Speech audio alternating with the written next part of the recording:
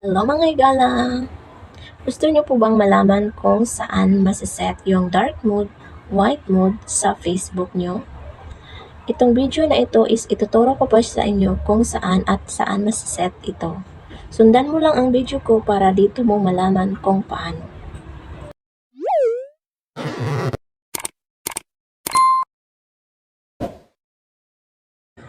Open po natin yung Facebook account natin mga higala. And then may makikita po kayong 3 lines sa taas. Click mo lang yan. And then ditong August half moon, click mo lang yan. Yan, na dark mode na po siya. At kung gusto niyo naman po is mag white mode, click mo lang yan uli ang 3 lines sa taas. 3 lines sa taas. Personal Facebook pala yung gamit ko po guys.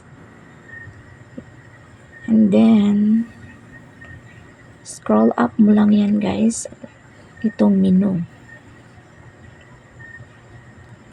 And then kita nyo po uli yung August half moon, yung dark mode, white mode. Is ang kailangan nyo lang po is i-click uli yan para maging white mode yan guys.